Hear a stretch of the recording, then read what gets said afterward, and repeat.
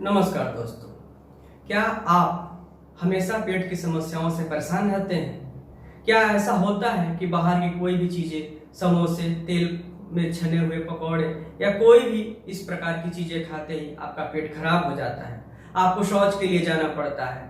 क्या आप शादियों या किसी भी त्यौहार में इसलिए जाने से बचते हैं कि वहाँ का तला भुना खाते ही आपका पेट खराब हो जाएगा? क्या ऐसा होता है कि आपको घंटों पेट साफ न होने के कारण शौच में बैठना पड़ता है? तो आज का यह वीडियो सिर्फ आपके लिए है, कृपया ध्यान से अंत तक देखिए। हम आपके हर सवाल का जवाब इस वीडियो में देंगे।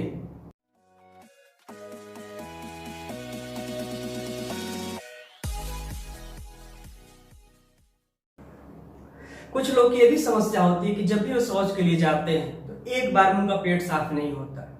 पेट साफ न होने की वजह से उनको घंटों शौच में बैठना पड़ता है और कई बार होता है कि ज्यादा शौच में बैठने से उन्हें पेट के अलावा अर्श, बवासीर जैसी बहुत सी तमाम बीमारियां उनको घेर लेती हैं। अगर आपको भी ये सारी समस्याएं हैं तो निश्चित रूप से आप ग्रहणी रोग से परेशान हैं। ये ग्रहणी होता क्या है और कैसे होता है और कैसे हम इसका इलाज कर सकते हैं, आइए जानते हैं आज के इस वीडियो में। ग्रहणी शरीर का एक पार्ट होता है। शरीर में जो पाचन तंत्र संस्थान होता है उसका एक पार्ट होता है जिसे कि आधुनिक चिकित्सा विज्ञान में डिओडेनम या स्मॉल इंटेस्टाइन कहा जाता है। ग्रहणी का तात्पर्य है ग्रहण करना, अर्थात वह पार्ट जो अन्न को ग्रहण करता है। आयुर्वेद में ग्रहणी को लेकर कहा गया है अपक्वम धार्यत्य अन्नम पक्वम सृजति पार्श्वतः, यानी ग्रहणी वो पार्ट है जो बिना पका हुआ भोजन को ग्रहण करता है और उसका पाचन करके बाहर निकाल देता है। तो इन तमाम विवरणों से स्पष्ट होता है कि जो हमारा डिओडेनम स्मॉल इंटेस्टाइन का पार्ट है वही ग्रहणी है। ग्रहणी मुख्य रूप से आयुर्वेद में अग्नि का स्थान माना गया है और आधुनिक चिकित्सा विज्ञान के हिसाब से कहें तो जितनी भी एंजाइमेटिक एक्टिविटी और डाइजेशन के प्रोसेस होते हैं इसी पार्ट में होते हैं। तो अगर हमारी अग्नि कमजोर है तो जाहिर सी बात है कि आपको ग्रहणी होना स्वाभाविक है। यह ग्रहणी आधुनिक चिकित्सा विज्ञान में आईबीडी नाम से जानी जाती है, जो कि दो टाइप्स में मिलती है। आईबीडी का तात्पर्य है इन्फ्लेमेटरी बाउल डिजीज और इसके जो दो रूप मिलते हैं वो क्रॉन्स डिजीज और अल्सरेटिव कोलाइटिस। ये दो रूपों में यह बीमारी मिलती है।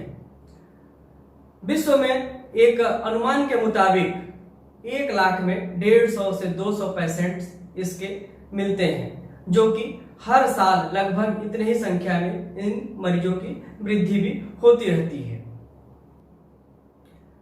आयुर्वेद में ग्रहणी को अग्नि का स्थान माना गया है। अग्नि का तात्पर्य है पाचन से संबंधित जो भी प्रक्रियाएं होती हैं वो अग्नि कही जाती हैं।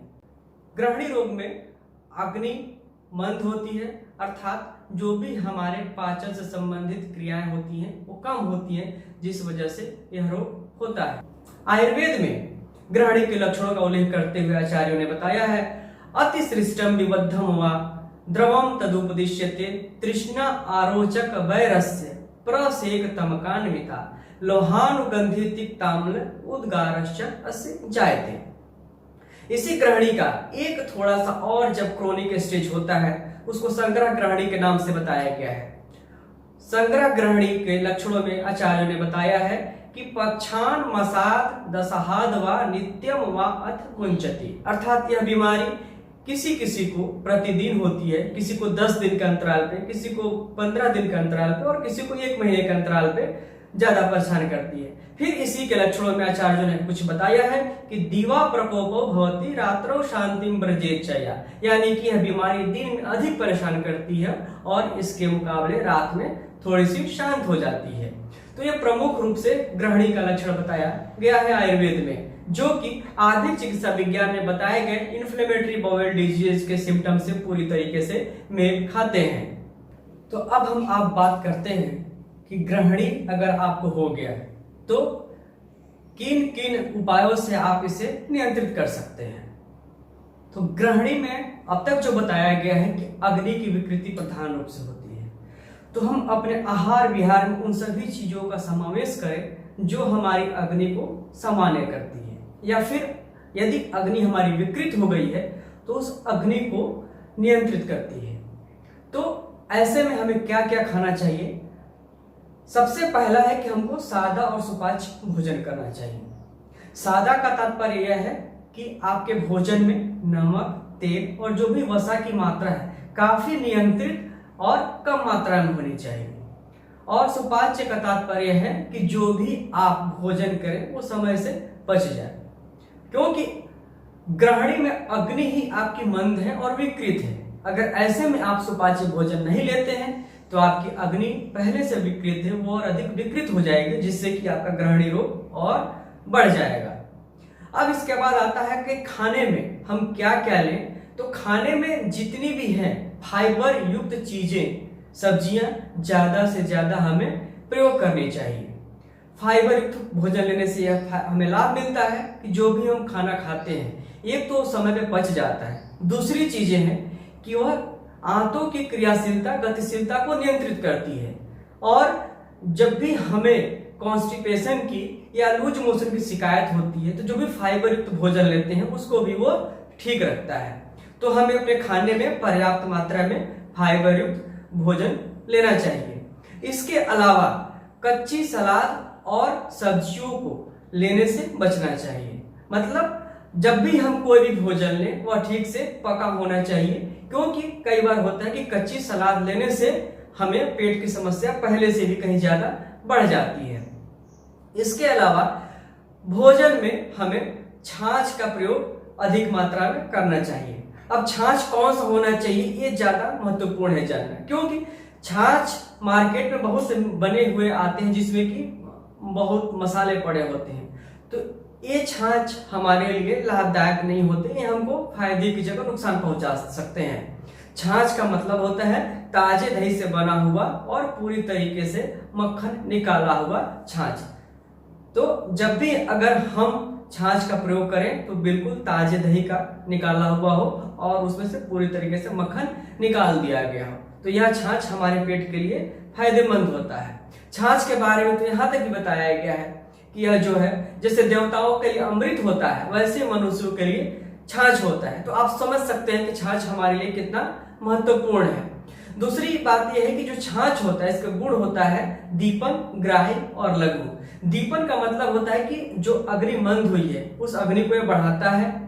लघु का मतलब होता है कि सुपाच्य होता है, अगर हम इसको लेते हैं तो ये आसानी से पच जाता है। और ग्राही का तात्पर्य है अगर आपको लूज मोशन ज्यादा होता है, आपको बार बार जाना पड़ता है शौच के लिए, तो वह उसको भी ठीक कर देता है। इसके अलावा फलों में आप अमरूद, पपीता, केला या इसके जैसे जो भी फाइबर वाले फल है उसको आप ले सकते हैं। इसके बाद आता है कि खाना। बहुत लोगों के घर में ऐसा होता है कि खाना जो है सुबह का खाना बच गया शाम को खाते हैं, शाम का बच गया तो सुबह खाते हैं। तो इन चीजों से हमको हमेशा बचना है। कभी भी बासी, ठंडा या अत्यधिक तला भुना खाना ये हमको बिल्कुल नहीं खाना है, क्योंकि बासी खाना हो या ठंडा खाना हो यह हमारी अग्नि को और भी अधिक मंद करते हैं और दूषित करते हैं, तो हमारा रोग और भी तेजी से बढ़ जाता है। तो हम अपने खाने में ठंडा और बासी खाने का बिल्कुल प्रयोग नहीं करना है। इसके बाद आता है शयन। शयन यानी सोना। सोना एक ऐसा प्रक्रिया है जो कि हमारे पूरे बॉडी को नियंत्रित करता है। अगर हमारी नींद ठीक से पूरी ना हो तो हमारा पेट भी खराब होता है और हमारी मानसिक स्थिति भी खराब होती है। तो जब भी हम सोने को जाएं तो ठीक से गहरी नींद लें, और इसके लिए जरूरी है कि जब भी हम सोने जाएं समय पे जाएं, क्योंकि अगर आप समय पे शयन नहीं करते हैं तो जाहिर सी बात है आपको नींद अच्छी नहीं आएगी, और नींद नहीं अच्छी आने से और बहुत सी समस्याएं जन्म लेती हैं। उनमें पेट रोग तो है ही, इसके अलावा आपको अनिद्रा की समस्या हो सकती है, आपको ब्लड प्रेशर की समस्या हो सकती है, या बहुत से ऐसे मानसिक विकार होते हैं जिनसे आप ग्रसित हो सकते हैं। इसके बाद आता है कि प्रतिदिन पेट को ठीक रखने के लिए और पाचन क्रिया को दुरुस्त रखने के लिए कुछ योग और व्यायाम भी बताए गए हैं। तो योग और व्यायाम को भी हमको नियमित रूप से करना चाहिए। इसमें एक सबसे प्रमुख है वज्रासन। खाना खाने के बाद इस आसन को जरूर करना चाहिए। वज्रासन करने से जो भी खाना हमने खाया है वो आसानी से पच जाता है और हमारा पेट उससे ठीक रहता है। इसके अलावा नियमित रूप से सुबह शाम टहलना चाहिए, व्यायाम करना चाहिए और जो भी चिकित्सक की सलाह से योग प्राणायाम आपको बताया जाए वो नियमित रूप से करना चाहिए। इससे आपका शरीर बिल्कुल स्वस्थ रहता है और आपका पाचन तंत्र बिल्कुल सही काम करता है।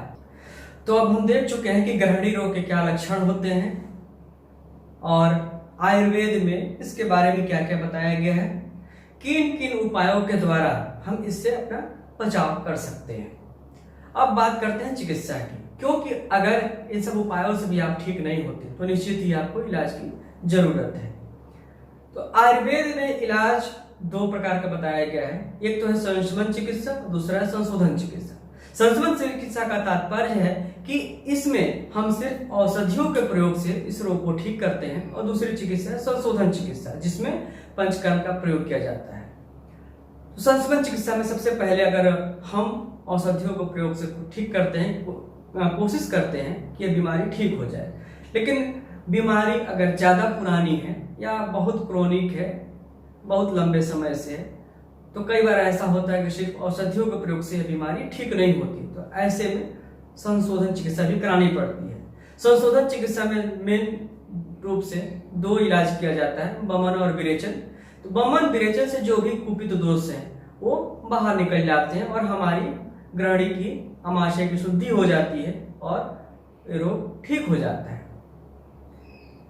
संशमन चिकित्सा की बात करें तो संशमन चिकित्सा में कौन कौन सी औषधियों का प्रयोग करेंगे जिससे कि हमको फायदा मिलेगा, तो यहाँ पे हम कुछ औषधियों का आपको बताएंगे नाम, जिनके प्रयोग से आपको निश्चित ही फायदा मिलता है।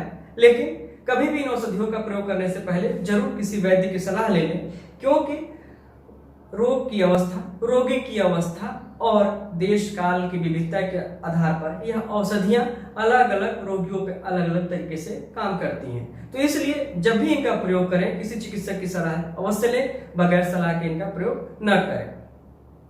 तो ऐसी औषधियों में सबसे पहला नाम आता है अग्निवर्धक चिकित्सा का। ग्रहणी में बताया जा चुका है कि अग्नि हमेशा मंद होती है, तो सबसे जरूरी है उस मंद अग्नि को तीव्र करना। अगर हमारी अग्नि तीव्र हो जाती है तो जो भी भोजन हम लेते हैं उसका पाचन आसानी से हो जाता है और जो भी समस्याएं आनी है वो नहीं आती है। तो इसमें क्या क्या औषधियां हम ले सकते हैं जिससे हमारी अग्नि बढ़े, तो इसमें सबसे पहले नाम आता है चित्रकादि बट्टी का। चित्रकादि बट्टी के अलावा पंचकोल चूर्ण ले सकते हैं, लवंग भास्कर चूर्ण ले सकते हैं, हिंगवाष्टक चूर्ण ले सकते हैं, अजमुदादि चूर्ण ले सकते हैं। तो बहुत सी औषधियां हैं जिनको कि हम उपलब्धता के आधार पर और रोगी रोग देश काल के आधार पर हम इसको ले सकते हैं। तो अग्नि अगर दीपन हम कर लेते हैं तो बहुत सी उम्मीद है कि आपका यह ग्रहणी रोग ठीक हो जाए। इसके बाद आता है कि कुछ लोगों में इस बीमारी में बहुत ज्यादा शौच जाने की प्रवृत्ति होती है, वो दिन भर में दसियों बार शौच के लिए जाते हैं।